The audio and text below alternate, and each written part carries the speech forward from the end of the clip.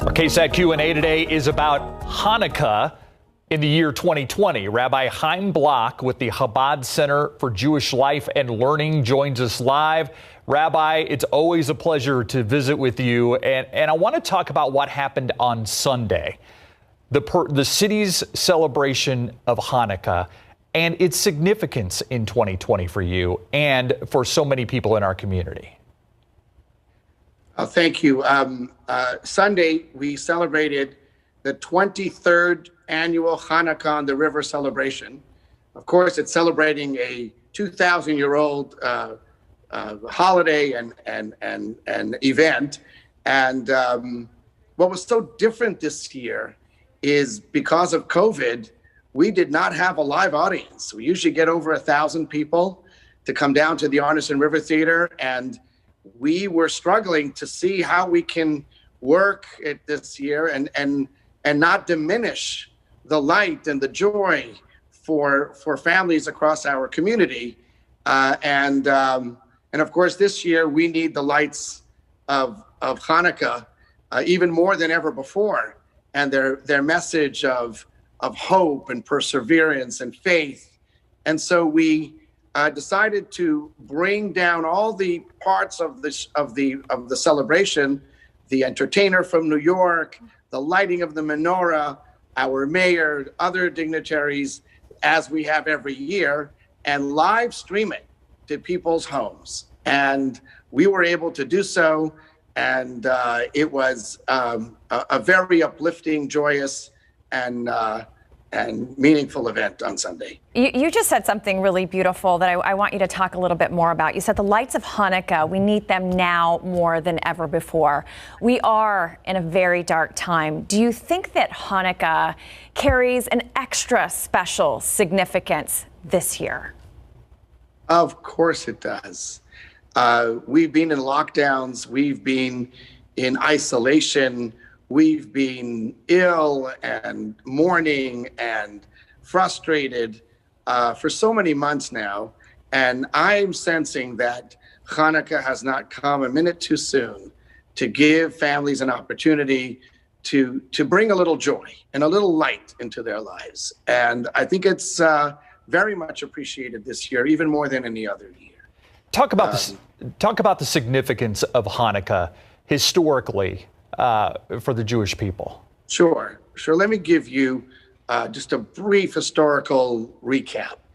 In the times of the Second Temple, 165 BCE, Judea, as it was then known, was ruled by the Syrian Greeks. A tyrant named Antiochus was determined to stamp out any vestige of observance of the Jewish faith, the study of the Torah, and under penalty of death, the Jews could not observe the Sabbath and other Jewish traditions. This inspired a revolt of a small group of dedicated and courageous Maccabees, as they're called, and they rose up against the Syrian Greeks and miraculously drove a vastly superior army out of the environment of the temple. And as most people don't realize this, is that they did not achieve political independence with that war. It was really a religious motivation, spiritual motivation that motivated them to go and fight.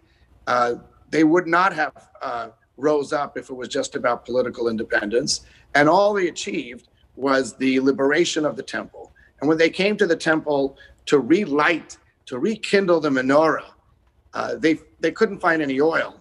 And they found one flask of oil, which was stamped by the high priest stamp, and it was only able to light for one day. And instead, they put in the oil, and lo and behold, it burned not for 1 day, 2 days, 3 days, 4 days, but it burned for 8 days, enough time to manufacture new oil to keep those lights burning.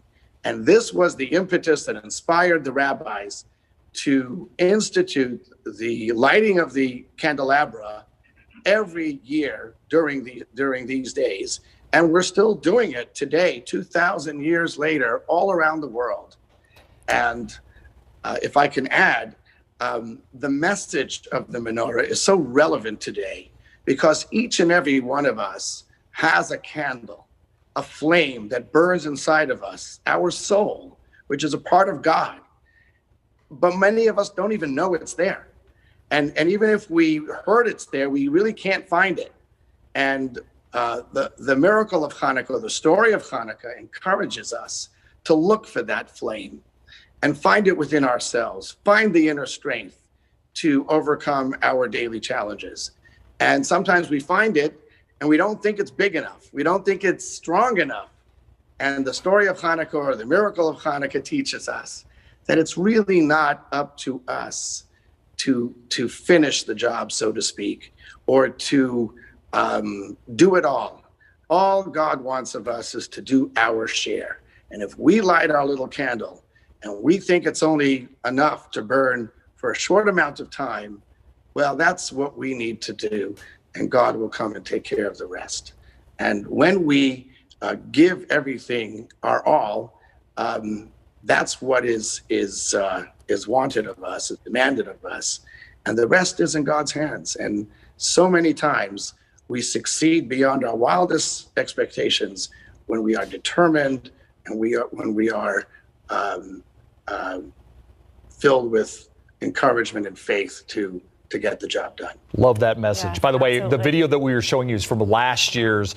We showed some river this year, but last year's in front of the Alamo, we showed some of the lighting. So that's not what took place this year. It's what took place last year. Rabbi Block, we certainly appreciate your time. Happy Hanukkah to you and your family. And we appreciate you. Thank you so much for your time. All the best, Rabbi. Thank you for giving Hanukkah some airtime. I found it very educational. So I appreciate your time as always. We'll be right back. Bye-bye.